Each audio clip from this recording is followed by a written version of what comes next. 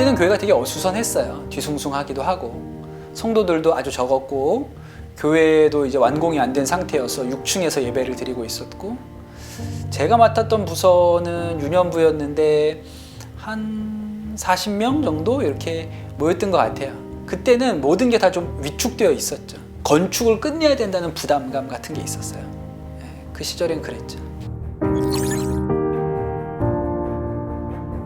처음 생각하면 뭐 어마어마하게 부흥을 했죠. 아이들이 숫자가 굉장히 많아졌어요.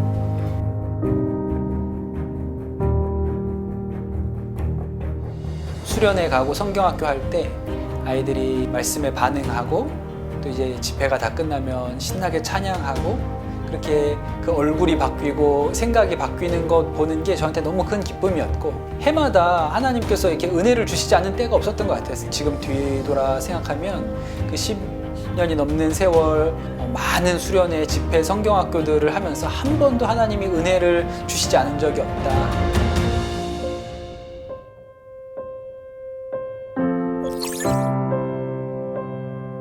내가 크리스찬이다 이렇게 얘기를 한 순간부터 애들이 이상하게 보는 사람도 있고, 그리고 너 왜 교회 다녀? 하고 이렇게 핍박하는 사람도 있었고, 더 어려워지는 것 같아요. 그래서 교회를 떠난 친구들이 많아지는 게 아닌가 그런 생각이 들었어요. 교회를 자주 만나오다 보니까 하나님과 약간 멀어지는 경우는 있는 것 같아요. 그러니까 신앙적으로 약간 친구들이 무너진 것 같아요. 신앙임에도 불구하고 교회를 떠나는 아이들도 있고, 또 소극적으로 떠나지는 못하지만 교회에 남아는 있지만 예배가 참된 예배가 되지 않는 아이들인데, 공동체 문제가 있는 게 아닌가 하는 생각이 가장 먼저 들었어요. 나중에 진짜 급하고 위급할 때 기도 제목 하나 이렇게 낼 수 있는 사람이 되는데 그거조차 없는 공동체라든지. 사실은 이제 교회가 커진다는 것은 또 반대로는 그림자도 있는 것 같아요. 우리가 아이들을 한 사람 한 사람을 잘 정말 귀하게 여기고 섬기는 이런 일들을 해야 하는데, 아이들이 많이 오고 밀려오다 보니까 사실은 좀 어려운 면이 있어요. 공동체로 이렇게 아이들이 잘 뭉치기에 좀 어려운 환경이었던 거, 그런 일들이 조금 안타깝고 아쉽게 느껴졌던 일들입니다. 중요하다고 제가 생각하는 것은 아무래도 아직 교회를 다니지 않는 사람들에게 복음의 은혜를 전파하는 것이라고 생각해요. 일단 첫 번째는 전도라고 생각을 했어요. 근데 전도는 진짜 전하지 않으면 듣지 못하는 요즘 세상이고, 그리고 그게 정말 우리의 사명이고 목숨 걸고 해야 하는 일이니까. 처음 본당 완공됐을 때 기뻤죠. 굉장히 기뻤고 너무 멋있고 훌륭한 예배당이 완공이 됐거든요.